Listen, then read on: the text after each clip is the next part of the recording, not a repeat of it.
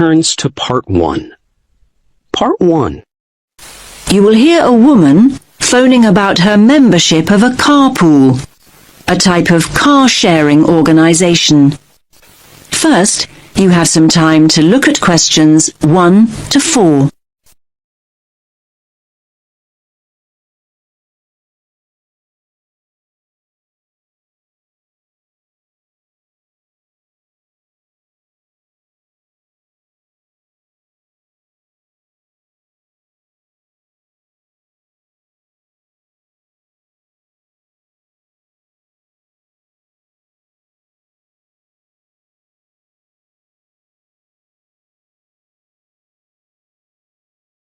Listen carefully to the first part of the conversation and answer questions 1 to 4.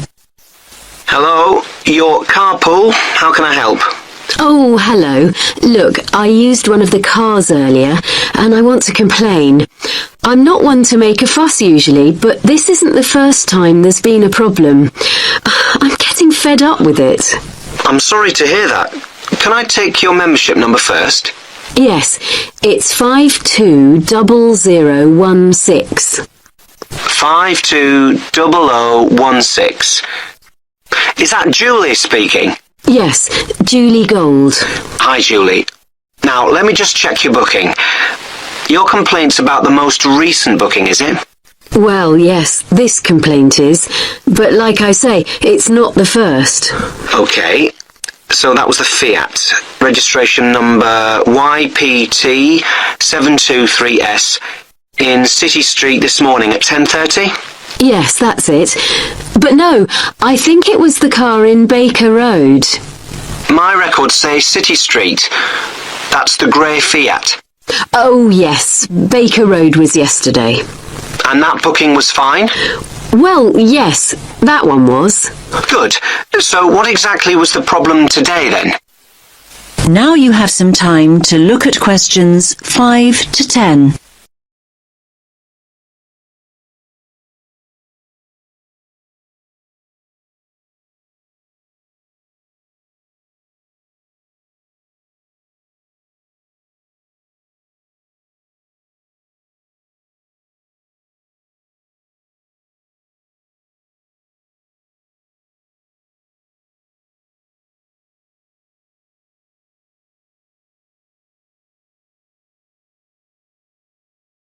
Now listen to the rest of the conversation and answer questions 5 to 10. OK, I went to pick the car up and it wasn't in the parking bay. I was in quite a hurry and I have to say it was very stressful. Of course, I thought somebody else still had the car out. Anyway, I was about to phone when I saw the car on the other side of the street about 100 metres down. Can't you make it clear to users that they have to park the cars back in the bays? Well, yes we do. If I had to guess, I'd say that the previous user left it there because the bay was occupied. We'll phone to check and find out, but that's the most likely explanation. But people aren't supposed to be occupying the parking bays, are they? Well, no, but they do. They usually think it's okay to park for a few minutes. Well, in that case, shouldn't members wait until somebody comes back to get their vehicle? I mean, in that situation, I always hoot, and keep on hooting, to alert the car owner to the fact I'm there, and that I expect them to move. It usually takes only a few minutes. I wish people would show a little more patience. As I say, I'll phone and... There are other things I want to discuss. When I did eventually get to the car, I was shocked at how filthy it was, both inside and out. The wheels and the bottom of the vehicle were covered in mud. Inside, the carpets were muddy too, and the back seat covered in dog hair. It's pretty obvious that the last user had driven out to the country to take his dogs out walking. Can't there be some rules about what people can and can't use the cars for? I hear what you're saying, Julie. I think this is a fair point, and I'm very sorry. I certainly will call the previous user to take this up. And make sure that the cars are given a decent valeting every so often. Right, one more thing. Once I'd dusted off the seat and found the keys, I expected them to be left under a seat or in the door compartment, I finally started up the engine. I was dismayed to see how low the fuel gauge was. This has been the case before, and it's really annoying. I thought the membership regulations state quite clearly that it's the driver's responsibility to fill up when the gauge goes below the quarter full mark. Am I right? Yes, that is what we say. So how come I had to sort that out before I could get on with my journey? Look, I think all things considered, we'll compensate you for your experience today. How does that sound, Julie? Are you going to scrap the payment for today's booking? Well, I could do that, but now the booking's on the system, it's complicated. I'd rather offer you complimentary hours. Today's booking was for 4 hours, so we'll say you have 4 hours of uncharged usage taken off your next bill. But what if my next booking is for less than 4 hours? Don't worry, the booking will not be charged and the remaining amount will automatically go forward to the booking after that. All you have to do is key free hours into the comments option when you make the booking online. Okay, I guess I should say thank you, but I'm still very cross. That is the end of section 1. You now have half a minute to check your answers.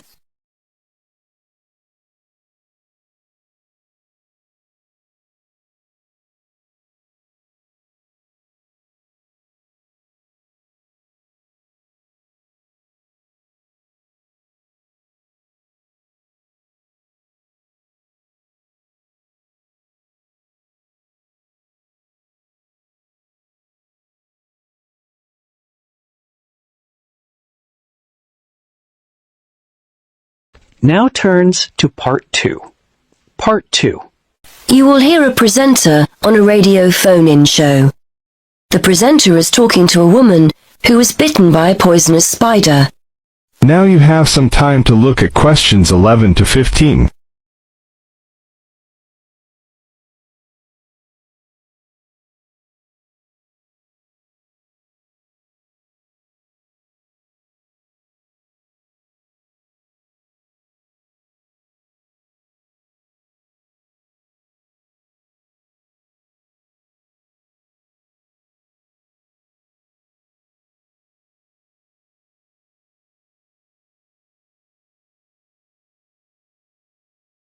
Now listen carefully and answer questions 11 to 15. Today we're continuing our Traveller's Tales. On the line we have Amanda Toddington, who had quite a nasty experience in Australia last year. Isn't that right, Amanda? Yes. My husband and I were on holiday and we were staying at a friend's house on the coast near Brisbane. It was towards the end of the holiday and I was about to go into the garden and enjoy my breakfast. I walked out into the kitchen, slid my left foot into my shoe and felt a tiny sting. It was pretty painless, but I shook the shoe off my foot and saw this tiny spider running out as the shoe hit the wall. Anyway, not being an expert, I presumed the worst, that I'd been bitten by something that was going to kill me, and I completely lost control. I don't think I've ever screamed so much in all my life. We'd been told beforehand to always check our shoes before putting them on, as it's a common way to get bitten. So I suppose it was my own fault, really. So what was it that had bitten you? Tony, that's our Australian friend, he immediately asked me if I knew what had bitten me, and I pointed to the corner of the room where I'd last seen the spider. He picked up a jar and found the creature in the corner where the shoe had hit the floor. "It's a redback," he said, and he gently placed the jar over the spider. The funny thing was, we'd been talking about some of the creatures we needed to be careful of a few days previously, and as he said the name redback, the conversation came flooding back to me. In particular, the fact that the bite can be extremely painful. I found out since that the redback is from the same family as the black widow spider, and it's the female that does the damage, which it turned out was what I'd been bitten by. You must have been absolutely petrified. You can say that again. I remember feeling quite confused. I wasn't in a great deal of pain to begin with, and yet I could see from our friends' faces that they were concerned. Tony explained that the venom or poison of the bite spreads quite slowly, so the pain doesn't feel too bad at first. Gwen, Tony's wife, brought an ice pack, and Tony held it against the bite to make it less painful. Apparently, you're not supposed to put a bandage on the area, as this can make it hurt even more. Tony tried to put my mind at rest by explaining that this was quite a common bite, that the hospital would have an antivenom, and that everything would be okay. But I was beginning to panic. We were flying back to the UK the next day, and I really didn't know what to do. Now you have some time to look at questions 16 to 20.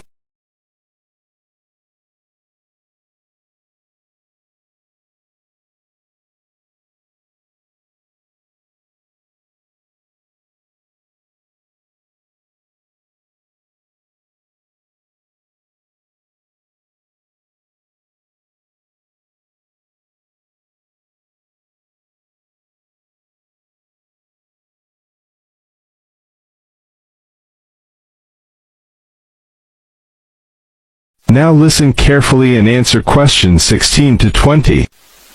So, what did you do? Well, Tony phoned the doctor, who told him to check my symptoms for the next hour or two. As time went on, the pain became very intense, from my foot right up to my knee. My husband was on the internet and was reading out the possible symptoms. I wasn't feeling sick, and I hadn't yet developed a fever, but I had a terrible headache, and my foot was beginning to swell up.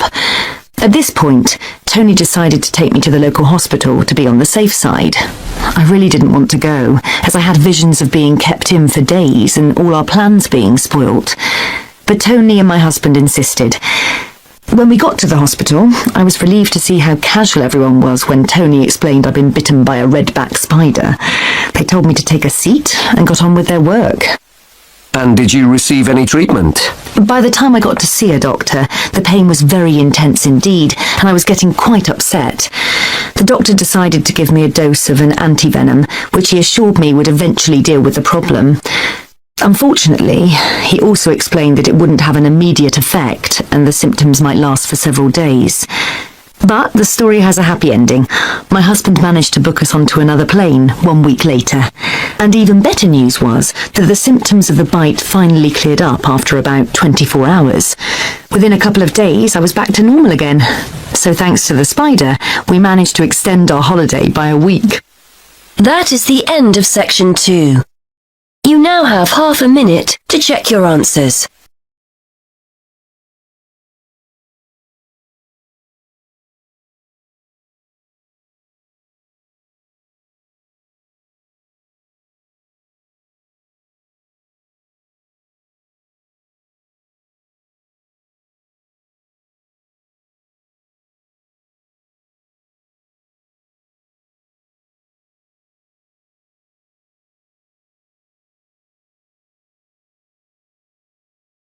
Now turns to Part 3. Part 3. You will hear a conversation between a university tutor and a student who has recently started at the university. First, you have some time to look at questions 21 to 25.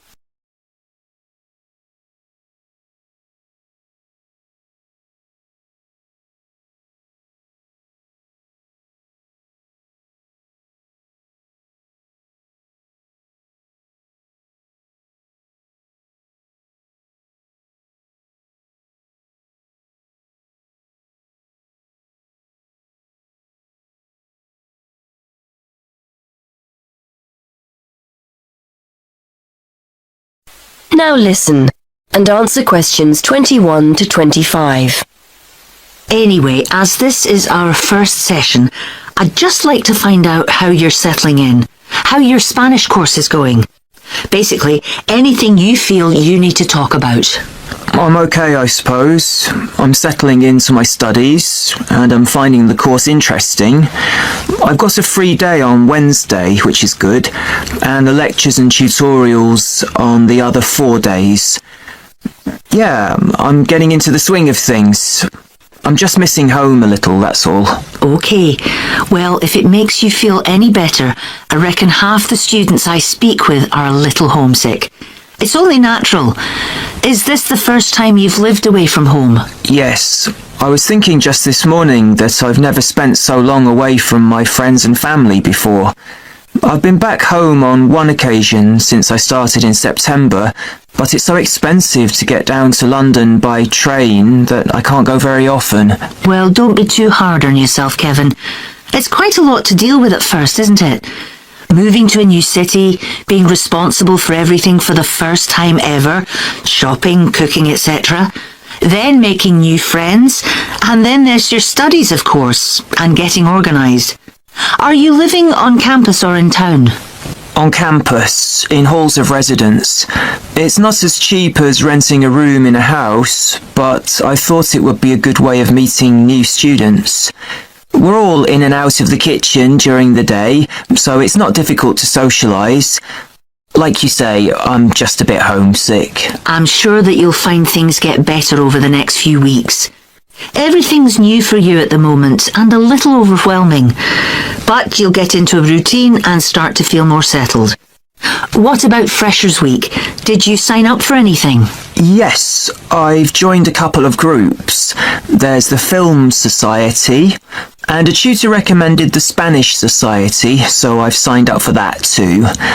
I've volunteered to help out on their International Food Day, making snacks, that kind of thing, and I'm looking forward to getting to know other members. You said earlier you were finding your studies okay, so that's good as well. The main thing to remember is to try to be as organised as possible. You have so much more freedom to make your own decisions here, so it's important to structure your time to factor in time for studies. If you're on top of your work, you'll feel much more able to enjoy your free time. Before you hear the rest of the conversation, you have some time to look at questions 26 to 30.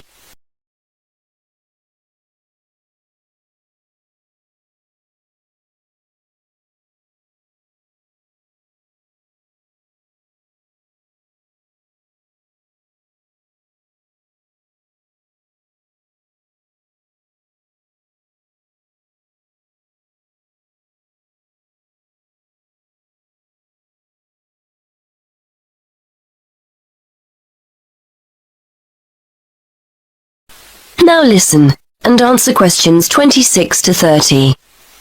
I was hoping you could help me with my essay writing. I seem to be spending ages writing and rewriting essays, and, well... The best bet is for you to sign up to the University Writing Tutorial Service. They have people who are in place to support students specifically with these problems.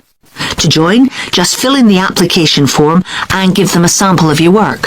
Brilliant! I didn't know anything about that. Can I give them one of my essays to look at? They won't give you feedback on a complete essay, I'm afraid, as they may not be subject experts. It's really aimed at developing your academic writing skills. Ideally, you should write something between 1,000 to 1,500 words. If you find their page on the university website, they've got a list of general topics you can try. So, do I just turn up, or do I need to make an appointment? I've got an essay deadline coming up soon, so I'd like to get help as soon as possible. You'll need to arrange an appointment. The first step is to sign up for the service. Download the application form and essay title from the webpage. Don't forget to state when you're available for tutorials on the form. Email the essay and form to the team, and they'll get back to you with an appointment time.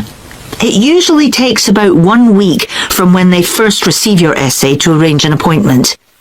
You're usually given 1 tutorial a term, but they may offer you further sessions if they think you need them. Okay, I'll do that. Thanks for your help. That is the end of section 3. You now have half a minute to check your answers.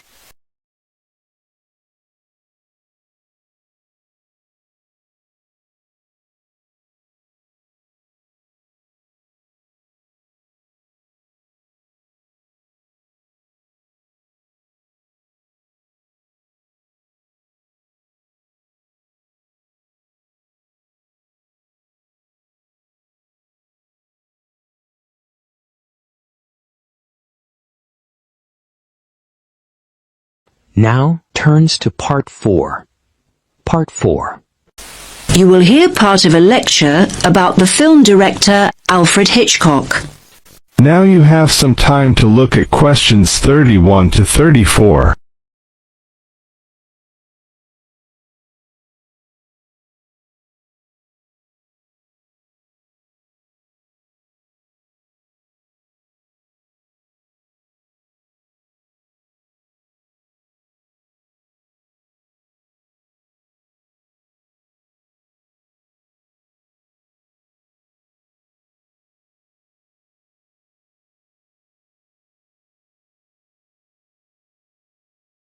Now listen carefully and answer questions 31 to 34. We've been talking about prominent film directors, and today I want to talk about one of the most influential directors of them all, Sir Alfred Hitchcock. I doubt there's anyone here who hasn't seen at least one of his movies. Let me give you some film titles.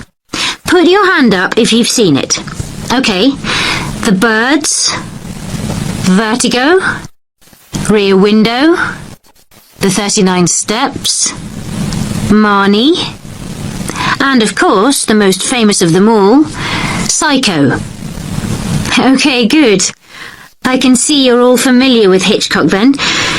Now people assume that Hitchcock was from America, perhaps because he spent so much of his life working in Hollywood, but he was in fact born in London in 1899. He didn't actually emigrate until he was 40 years old. Most film critics would agree that Hitchcock had a huge impact on cinema. And you may be surprised to learn that he started making movies as early as the 1920s, when most films were silent. His first attempt, in 1922, actually ended in disaster. The film was ironically called Number 13, and production stopped at a late stage due to financial problems. But before he left Britain in 1939, he'd already made classics like Blackmail, the first film with sound made in Britain, The Man Who Knew Too Much, and The 39 Steps, and he was considered Britain's top director. So why was Hitchcock so influential? To start with, he pioneered techniques, especially in the genre of the psychological thriller. He was known as the master of suspense. During a career that spanned more than half a century, Hitchcock created a distinctive, perhaps unique style. One of his innovations was to use a camera the way a person watching would. This gave filmgoers the sense that they were voyeurs rather than just viewers. He exploited camera angles and used innovative editing techniques to build suspense and maximize anxiety. His eye for detail was astonishing. Did you know that the famous scene in Psycho, in which Marion is murdered in the shower, took a whole week to film? Yes, a scene little more than a minute long. There were around 60 camera positions, and the set had to constantly be deconstructed and reconstructed. Today, that kind of almost obsessive perfection simply wouldn't be cost-effective. A week filming one scene would blow the budget. Now you have some time to look at questions 35 to 40.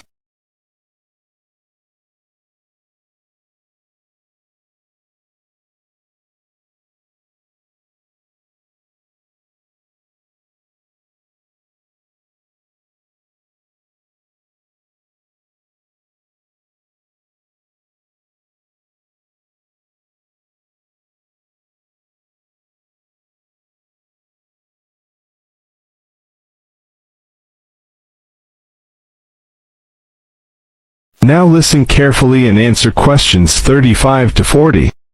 So what were Hitchcock films about, and who were some of his typical characters? It would be wrong to say that Hitchcock made horror movies, suspense movies or psychological thrillers, but not horror. Hitchcock rarely showed acts of violence. The effort went into building up tension, creating a sense of unease. The viewers know that something terrible is going to happen. They don't need to actually see it.